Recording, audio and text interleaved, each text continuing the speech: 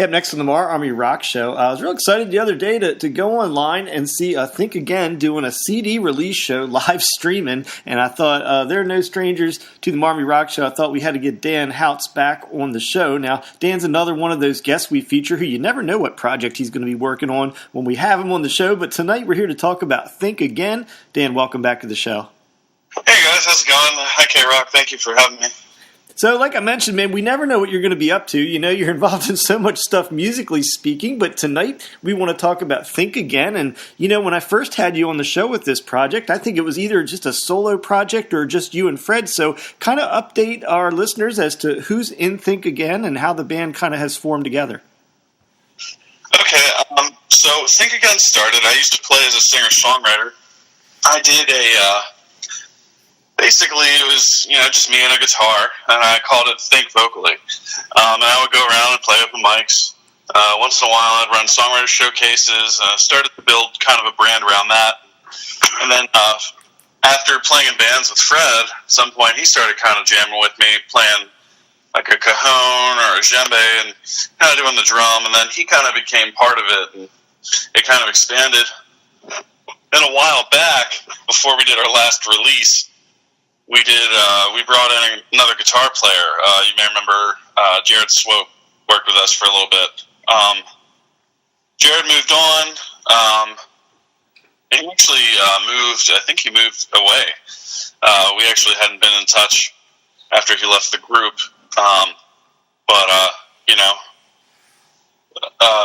In that wake, Fred and I kind of took a little time and started kind of evaluating some things. So we brought in Dave Bowen, who was a bass player from Ashes to Embers after Ashes split up. And then we were a three-piece, and we were doing that. And then that kind of started going it just started to expand. And then we brought in Mike, who's now our lead guitar player. So we have two guitar players now. And then shortly thereafter, Dave wasn't able to really continue, or he didn't really have a ton of time to contribute. So we actually found another bass player, Joe Ruggiero. So it's pretty stable at the moment. I think the lineup is real solid. Everyone has a great time working together. And I know that synopsis sounds like a lot of volatility, but it's really just carrying forward. And as we roll, the best piece just seems to have fallen in line as we've gone. Yeah, for those that know, almost everybody listed there has been a guest on the show in one band or another, and you're right, it might not sound, it's not as volatile as it sounds, I would suspect, because all of you guys, as I mentioned, you guys are veteran musicians in the Baltimore area scene. You all seem to be involved in multiple projects at one time, so I totally get how you guys came together. That's true. Our bass player, Joe, is in 6 bands right now. Oh, my. So, hey, the album is entitled Every Which Way, but I noticed it's not one of the tracks on the record, so I'm kind of wondering, is there a meaning behind the title separate from a song? Yeah. It kind of applies to the process we're just talking about. This thing was going to go forward, and it was going to go forward whatever way it had to. And it's just a unique kind of look now. And if you buy a physical copy of the EP, you get a letter from the band, basically. It's in the CD jacket. I always write one of these in the Think Again and the Think Vocally records. I just do. It's something I like to make an address to people. Maybe in the heavier material, I don't know. Maybe it doesn't feel as necessary. But in this stuff, it's so much more personal to me, as I am. These guys all bring stuff in, and we are working on songs that they write, but, I'm kind of the nucleus of this band, if you will. So I write these little addresses in there, and one of the things that's unique about this is we're all friends. We've all been friends for a long time, and Fred and Mike and myself have worked in different projects together over the years, and, it seems like time and life and everything else has always pulled all of us every which way, not necessarily apart, but, it kind of weathers you over time. It's like, how will this thing stick together? And it just seems like we work well together, and we enjoy working together, so we do. And Joe is really a great addition to that. He's been a good friend of ours for a long time as well. And it was just, he was the final piece. I guess that was another way things were being pulled for it to work. I guess that's kind of why we called it that.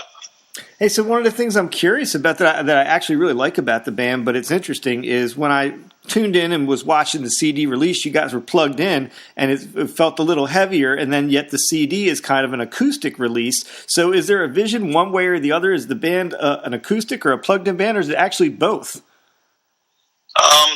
There are several answers to this question. I'll try to make this quick. This could be like an hour-long discussion. Try to be quick about this. Think Again has several forms. We had considered expanding out member-wise, too. There's probably only room for like one other member. We may actually know who that is, not that I can say anything about it. But the idea is that we want to be a band that can play anywhere. So we have material that we can play acoustic. We have material that we can play electric. We would like for most of our material to translate both ways. But there will be some material exclusive to each format. And this, what you saw, electric, is like, it's where we're going with it. It's what we would like it to be. It's really just the growth of it. It's kind of a dream come true. You know, the band expanded from songwriter project. And it was like, well, it's easy for him to play a hand drum, so let's just kind of do that. It's a lot easier to follow along. It's not a lot of gear to lug to shows. We can play small places. And then, you know, as we started getting a little more serious about it, it was, all right, I want to try doing some of these on a drum kit, you know. And that kind of allows Mike to expand into the world of electric, which is his wheelhouse. Joe was going to play electric all along, playing bass. So it's really just that. It's probably going to be decided in a venue-appropriate decision, you know. Like I do showcases at a sandwich shop in downtown Bel Air where I live, and I don't know if we could really do an electric band there. in the practice room at my house, and I mean, I thought it sounded pretty good in that room, so I mean, who knows? Maybe we could eventually produce it that way. Well, the style you're going for, man, I will tell you, one of my three top favorite bands in this whole world is Shinedown, and they have perfected exactly what you're talking about. So, man, if that model works for some bands, and you know, they're a band that, as we were talking about, any one of their songs can go either way. So, man, I think you're onto something there with the way you're writing these tunes. So, keep at it with that. So, hey. So I want to ask you about one or two of the tunes. My favorite one, as I've been listening and prepping for this, I think is Ever Moving Forward. So why don't you tell me a little bit about that one? Okay. Wow, this one's, that's actually a really interesting story about that song. Now, I'd mentioned before in the lovely saga of the Think Again lineup changes that for a while we were working with Dave Bowen, who was a bass player with us, and he was also our bass player in Ashes to Embers. For those of you who may not remember or don't know, me, drummer Fred, guitar player Mike used to be in a heavier rock band called Ashes to Embers, and Dave Bowen was our bass player in that. Shortly after we changed our lineup and Jared had left the group, we brought Dave in on bass, and we were just going to be kind of do a three-piece thing and kind of see where it went from there. Dave came to me right after Mike came in, and we came like a four-piece. We were going to do that, and he kind of had this like chord progression, and he had like some pretty cool little licks, like a couple of the licks that are in the chorus were his as well, and I took it and kind of ran with it. It's similar to what he wrote, but I kind of sped it up a little bit. I added some of the changes in, wrote the bridge. And then I had this idea just about things just trucking along like I was talking about before. Maybe it's just I have a very constant changing scenario in my life. In the last few years at my job, I've been fast-forwarding through different positions, my way up. My wife and I bought a house and have had a child in the last couple of years. And doing all that, it just seems like the world is just moving so fast, and it would just be nice to hold on to it, you know, and just treasure what's really an amazing time. Having a baby and building a life. Now, I can't let you get away without asking about this one, too. I thought Tribute Song was kind of cool, and I'm going to assume that the lyrics about that song are not about one particular person as I'm reading them, but rather a larger group. So tell me about Tribute Song. Okay, Tribute Song, 2016 was a pretty rough year. I wrote Tribute Song in 2016. It was about the artists that had passed away in that year. In this song, in the second verse, I reference... Honestly, I've lost track because I've added so many. That song has been times.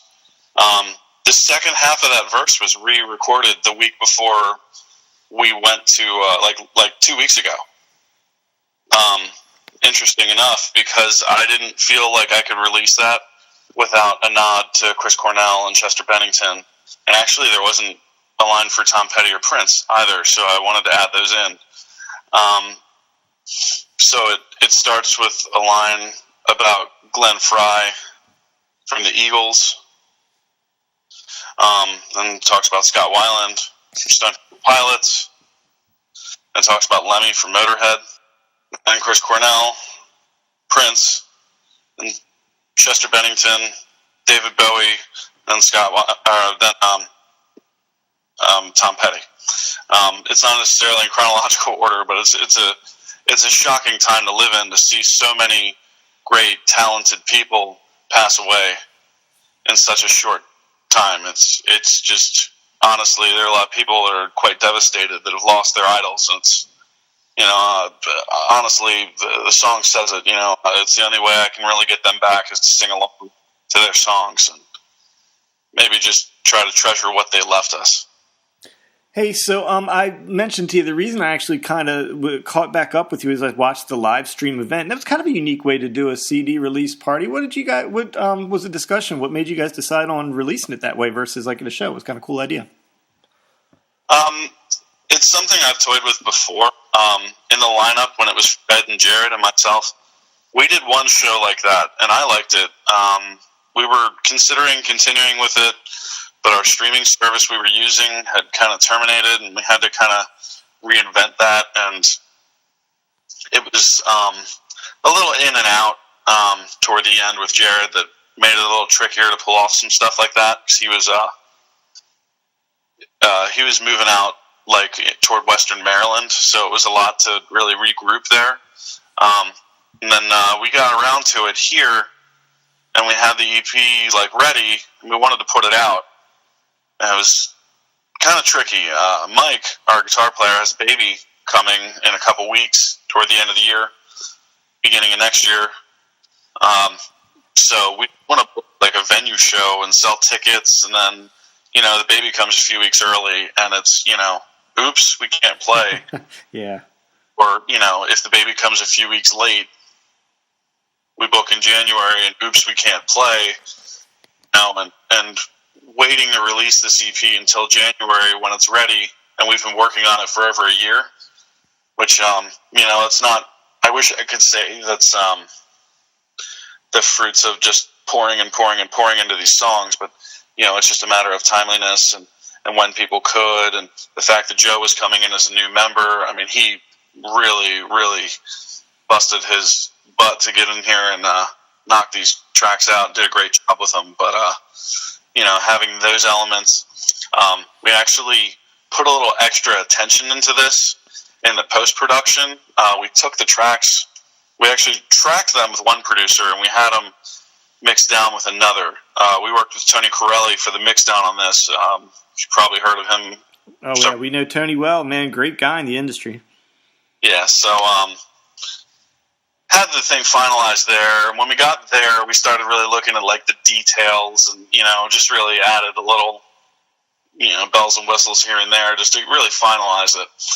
And once it was done, we just wanted to get it out. And knowing, how our practices work, having a young child in my house, I try to have like a reasonable practice volume. And I had toyed around with the idea before, once in a while, I'll kind of just go live. You may see that from time to time. Anyone that's friends with me on Facebook knows I'm big into that. It's a huge thing that it just allows you to really connect to people, and it allows people to interact with you in a way that people don't really interact as much anymore through this social media.